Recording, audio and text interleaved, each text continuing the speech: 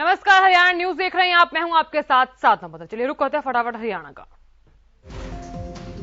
हरियाणा में कोरोना के कहर को देखते हुए 19 जिलों को रेड जोन में शामिल किया गया है। नए आदेश के तहत इन जिलों में रैली, धरना, प्रदर्शन पर प्रतिबंध लगा दिया गया है। 19 जिलों में सभी सिनेमाघर, थिएटर, स्पोर्ट्स कॉम्प्लेक्स, स्टेडियम और स्विमिंग पूल बंद रहेंगे। केवल राष्ट्रीय और अंतर्राष्ट्रीय स्तर की ट्रेनिंग संबंधी खिलाड़ियों को अनुमति दी गई है। साथ ही राष्ट्रीय और अंतर्राष्ट्रीय स्तर के खेलों के आयोजन को भी अनुमति दी गई है। वहीं आवश्यक सेवाओं को छोड़कर सभी दुकानें, मॉल और बाजार शाम 6 बजे तक खोलने की अनुमति दी गई है। वहीं इन 19 जिलों में इमरजेंसी और आवश्यक सेवाओं को छोड़कर सभी सरकारी और प्राइवेट संस्थानों के कार्यालयों में 50% स्टाफ के साथ काम करने की सलाह दी गई है। साथ ही कोविड के प्रकोप के चलते हरियाणा राज्य में 26 जनवरी तक सभी राजकीय और private school, college, polytechnical, ITI, coaching institute और आंगनबाड़ी केंद्र बंद रहेंगे। वहीं दाह संस्कार और विवाह समारोह में 50 और 100 लोगों से ज्यादा भाग नहीं ले सकते। उन्हें भी कोविड अनुकूल व्यवहार और सोशल डिस्टेंसिंग नियमों का पालन करना होगा। हरियाणा में कोरोना वायरस के मामलों में बढ़ोतरी का सिलसिला जारी है। बीते 24 घंटों में कोरोना के 5,736 नए मरीजों की पहचान हुई। इन नए मामलों में सबसे ज्यादा 2,621 केस साइबर सिटी गुरुग्राम में देखने को मिले। वहीं इसके अलावा फरीदाबाद में 1,071, पंचकुला में 344, सोनीपत में 322, अंबाला में 303, करनाल में 171, पानीपत में 113, रोहतक में 103 मरीज मिले हैं। प्रदेश में ओमिक्रॉन के 26 नए मामले सामने आए हैं, जिसके बाद प्रदेश के ओमिक्रॉन के कुल 162 मरीज हो गए हैं। इनमें से 145 मरीज रिकवर हो चुके हैं। 17 मरीजों का इलाज जारी है। प्रदेश के नए मामलों में बढ़ोतरी के बाद एक्टिव मरीजों की संख्या 22,000 से ज्यादा तक जा पहुंची है। वहीं बीते रोज कोरोना से 5 मरीजों की मौत भी हो गई है, जिसके बाद प्रदेश में महामारी से कुल 10,000 से ज्यादा लोग जान गंवा चुके हैं। वहीं 1,552 कोरोना मरीज रिकवर होकर घर भी लौटे हैं। इस महामारी को पूरी तरह से मात देने के लिए प्रदेश में तेजी से वैक्सीनेशन भी किया जा रहा है। बीते 24 घंटों में रिकॉर्ड 2,43,000 से ज्यादा लोगों को वैक्सीन लगाई गई।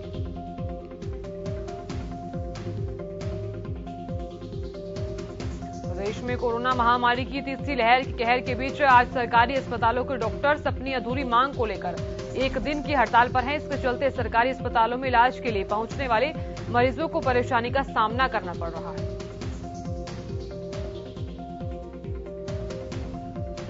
Haryana civil medical services association के आह्वान पर सरकारी डॉक्टर्स की हड़ताल के चलते सरकारी अस्पतालों में आज ओपीडी सेवाएं बंद है।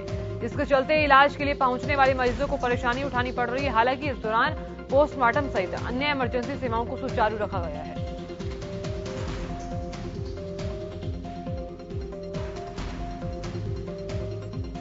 वहीं अपनी 3 मांग को लेकर हड़ताल पर रह रहे डॉक्टर्स ने सरकार पर वादा खिलाफी का आरोप लगाया। साथ ही 14 जनवरी तक उनकी मांग पूरी न होने पर अनिश्चितकालीन हड़ताल की भी चेतावनी दी।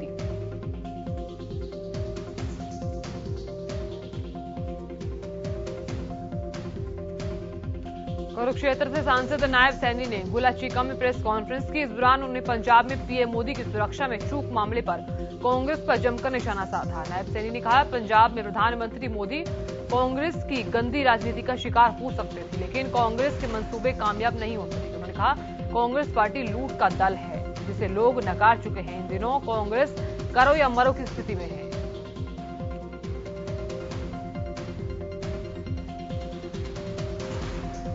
वहीं नायब सैनी ने पीएम मोदी के 26 दिसंबर को वीर बाल दिवस मनाने के फैसले का भी स्वागत किया और इस फैसले के लिए पीएम मोदी का धन्यवाद किया। इस दौरान उन्होंने आगामी 5 राज्यों के विधानसभा चुनाव में भारी बहुमत से बीजेपी की सरकार बनने का दावा किया। प्रेस कॉन्फ्रेंस के दौरान नायब सैनी ने मनोहर सरकार की उपलब्धियों का बखान भी किया।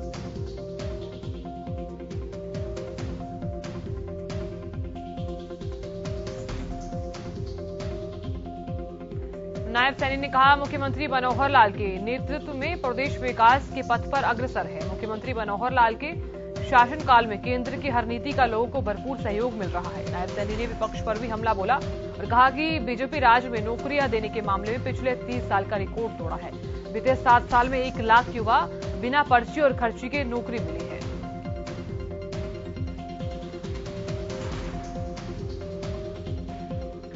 कोरोना के बढ़ते संक्रमण को देखते हुए हरियाणा के सभी स्कूल और कॉलेज की छुट्टियां 26 जनवरी तक बढ़ गई हैं। अब 26 जनवरी तक सभी स्कूल कॉलेज बंद रहेंगे। शिक्षा मंत्री कंवरपाल गुर्जर ने जानकारी दी।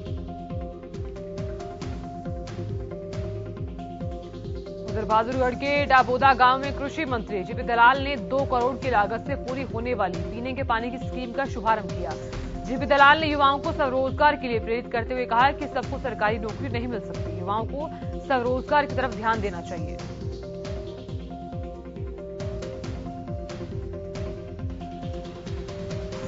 पंजाब में प्रधानमंत्री की सुरक्षा में चूक को लेकर पूर्व केंद्रीय मंत्री और बीजेपी नेता वीरेंद्र सिंह का बड़ा बयान सामने आया है। सुरक्षा चूक को लेकर उन्होंने कहा कि इसके लिए राज्य और केंद्र की सुरक्षा एजेंसियां जिम्मेदार है।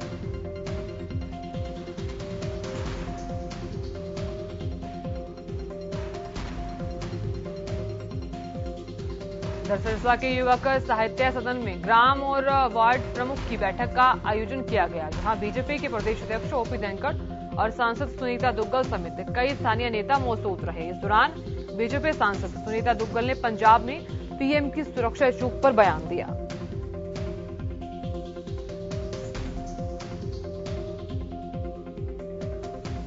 कोरोना के बढ़ते संक्रमण पर अंकुश लगाने के लिए शिक्षा विभाग ने आगामी 26 जनवरी तक स्कूलों को छुट्टी का ऐलान किया है। इस दौरान प्रदेश के सभी निजी और सरकारी स्कूल बंद रहेंगे। अतिरिक्त जिला उपायुक्त ने बताया कि संक्रमण दर को कम करने के लिए स्कूलों को बंद करने की तारीख बढ़ा दी गई है।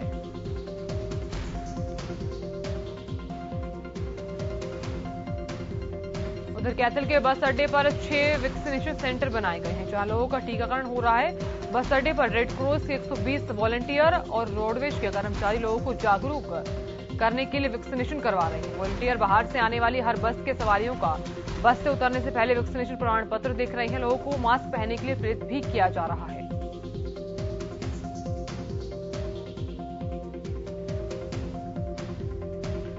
उधर सिरसा के राजकीय नेशनल कॉलेज के बाहर छात्रों ने सोशल डिस्टेंसिंग की धज्जियां उड़ाई। मौके पर अधिकतर छात्रों ने मास्क नहीं लगाए हुए थे। छात्र असाइनमेंट जमा करवाने कॉलेज पहुंचे थे, वहीं कॉलेज प्रशासन की लापरवाही भी उजागर हुई। कॉलेज आने वाले छात्रों के वैक्सीन सर्टिफिकेट भी नहीं जांच रहे थे, जबकि सरकार और प्रशासन ने सार्वजनिक स्थलों पर जाने के लिए वैक्सीन को अनिवार्य किया हुआ है।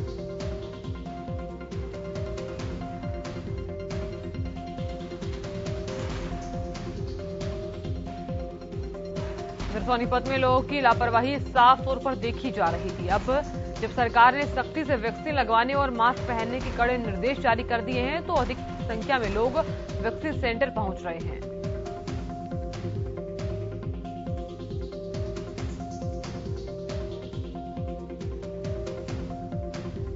तो प्रदेश में कोरोना के कहर को देखते हुए सोहना के एसडीएम ने 2 गज दूरी, मास्क जरूरी के स्लोगन को फॉलो करते हुए चेकिंग अभियान शुरू किया, जिसके तहत बाजार में बिना मास्क घूम रहे लोगों के चालान किए गए।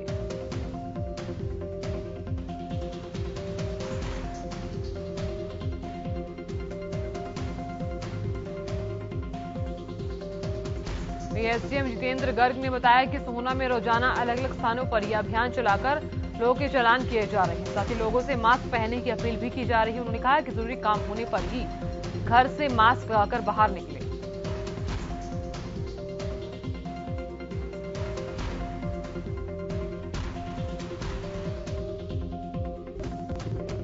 में रखते हुए झज्जर के उपायुक्त श्यामलाल पूनिया पूरी तरह मुस्तैद नजर आए। शाम 6 बजे के बाद जिन दुकानदारों ने दुकानें खोली थी, उन लोगों के चालान किए गए। पेट्रोल पंप और बस स्टैंड पर लोगों के मास्क चेक किए गए।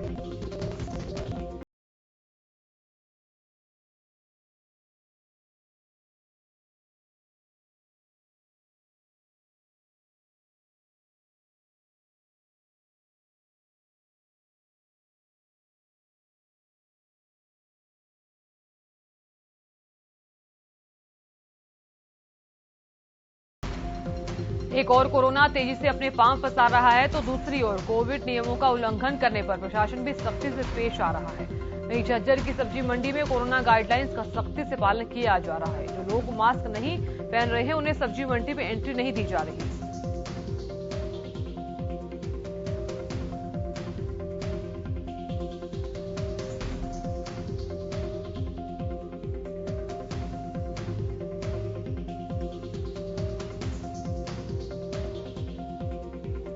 सोनीपत में लगातार हो रही बारिश के बाद अब घना कोहरा लोगों की मुश्किल बढ़ा रहा है। मंगलवार सुबह जिले में कोहरे का असर जनजीवन पर भी साफ दिखाई दिया। ट्रेनें देरी से चली और देश के सबसे बड़े हाईवे 44 पर भी वाहन रेंगते हुए नजर आए। हालांकि इस ठंड को जानकार गेहूं की फसल के लिए अच्छा भी बता रही, लेकिन इस कड़कड़ाती ठंड ने बच्चों और बुजुर्गों की परेशानी बढ़ा दी है।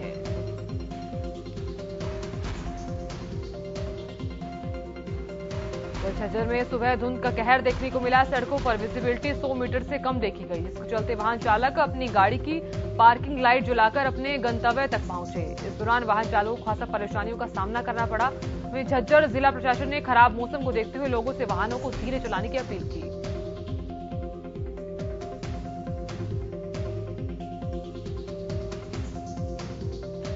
उधर यूरिया खाद की जगह नैनो खाद का आविष्कार किया गया, जिसे लेकर एग्रीकल्चर विभाग ने कहा कि अब नैनो खाद के जरिए खेती में पैदावार की बढ़ोतरी होगी, साथ ही हर तरह के झंझट से छुटकारा मिलेगा। साथ ही इसके कृषि विभाग की ओर से इसका छिड़काव करने के लिए ड्रोन की ट्रेनिंग भी दी जा रही है। इसके साथ ही स्प्रे पंप की सहायता से भी इसको फसल के ऊपर छिड़काव कर सकते हैं, जिससे फसल की पैदावार में बढ़ोतरी होगी।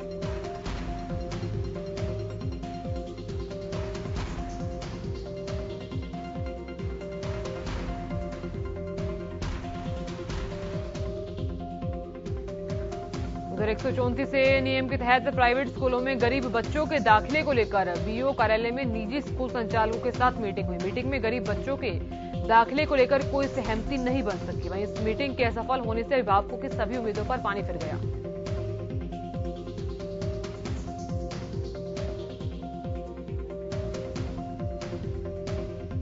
मीटिंग में कोई नतीजा नहीं निकलने के बाद ब्लॉक एजुकेशन ऑफिसर ने सभी अभिभावकों से निजी स्कूलों के खिलाफ लिखित में शिकायत मांगी। नाराज अभिभावकों ने मामला जल्द हल नहीं होने पर दोबारा सड़क जाम करने की चेतावनी दी।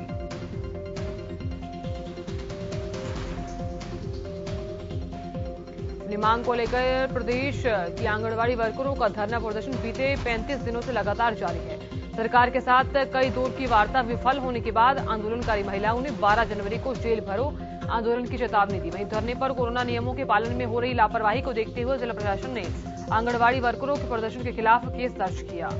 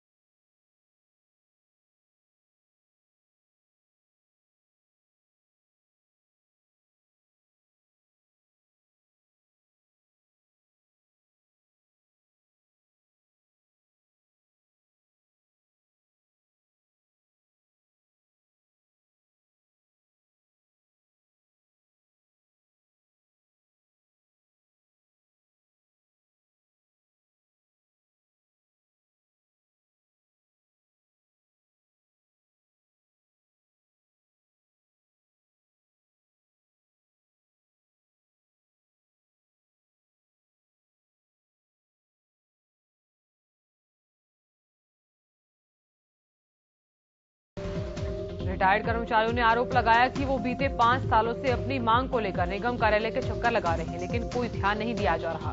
साथ ही चेतावनी ये भी दी कि अगर उनकी मांग पर ध्यान नहीं दिया गया तो वो आंदोलन करने पर मजबूर हो जाएंगे।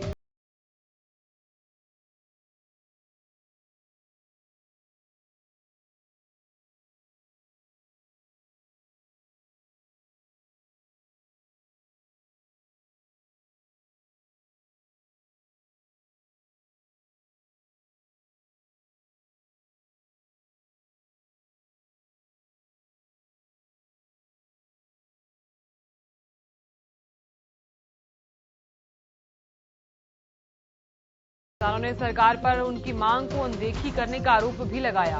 किसान मंच के प्रदेश अध्यक्ष प्रहलाद सिंह बारूखेड़ा समेत अनेक किसानों ने कहा कि किसान लगातार अपनी मांग को लेकर संघर्ष कर रहे हैं, लेकिन सरकार किसानों की मांग को पूरा नहीं कर रही।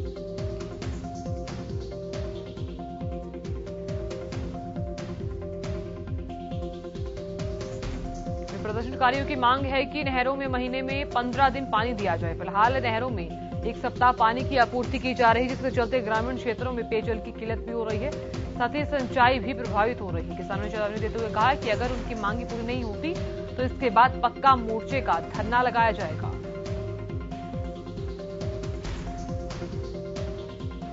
पिछले 5 दिनों से हुई बरसात के चलते अंबाला में हजारों एकड़ फसल बर्बाद होने के आसार लग रहे हैं, क्योंकि खेतों में पानी खड़ा है, जो किसानों की चिंता लगातार बढ़ा रहा है। इसके बाद किसानों ने अंबाला के उपायुक्त से मिलकर जल्दी खराब फसल की गिरदावरी करवाने की मांग की।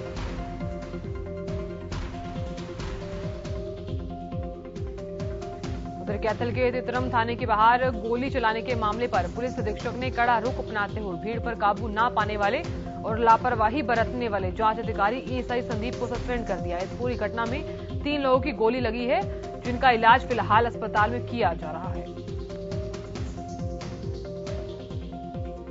वहीं अपनी मांग को लेकर प्रदेश की आंगनबाड़ी वर्करों ने सोमवार को प्रदर्शन किया। सरकार के साथ कई दौर की वार्ता विफल होने के बाद आंदोलनकारी महिलाओं ने 12 जनवरी को जेल भरो आंदोलन की चेतावनी दी। धरने पर कोरोना नियमों के पालन में हो रही लापरवाही को देखते हुए जिला प्रशासन ने आंगनबाड़ी वर्करों के प्रदर्शन के खिलाफ केस दर्ज किया।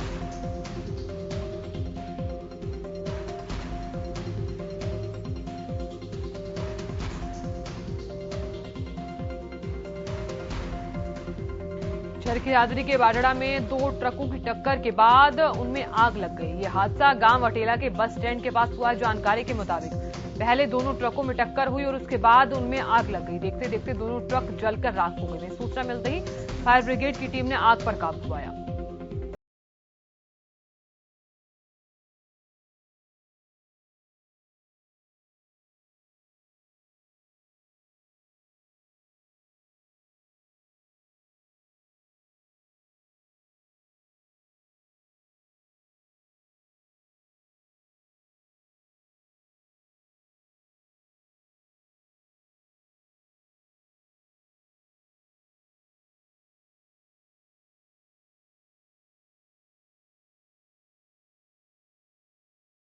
वहीं विभिन्न अपराधियों पर शिकंजा कसते हुए कुरुक्षेत्र पुलिस की धरपकड़ जारी है। इसी के अंतर्गत रात्रि डोमिनेशन चलाया गया।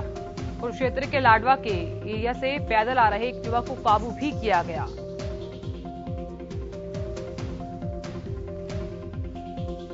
पानीपत शहर में तहसील कैंप स्थित एक कुरियर कंपनी के कार्यालय में घुसकर बदमाशों ने लूटपाट की। बदमाशों ने ऑफिस में बैठे एक कर्मचारी को बाहर लाकर डंडों से पीटा। इसके बाद उससे 1,46,000 की नकदी लूट ली गई। साथ ही पिस्तौल दिखाते हुए बदमाशों ने पुलिस को शिकायत करने पर जान से मारने की धमकी भी दी।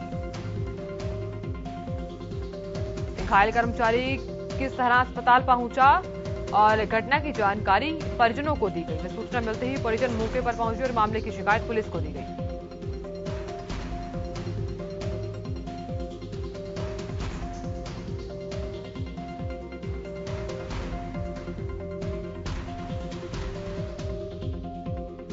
तो फरीदाबाद पुलिस ने एक सनसनीखेज खुलासा किया है, जिसके बारे में सोचकर आपकी रूह कांप जाएगी।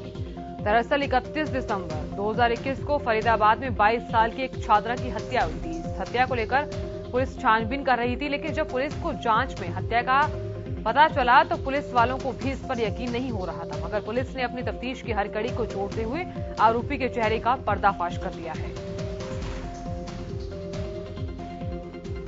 इस हत्या का आरोपी गार्ड सिंहराज सनकी सीरियल किलर निकला। वो एक नहीं 4 लड़कियों समेत 6 लोगों की हत्याएं कर चुका है।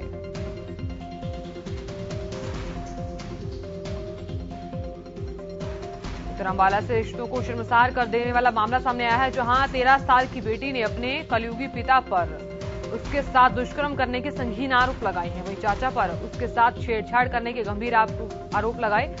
वहीं गंभीरता को देखते हुए हरकत में आई अंबाला पुलिस ने आईपीसी की विभिन्न धाराओं के तहत मामला दर्ज कर लिया है।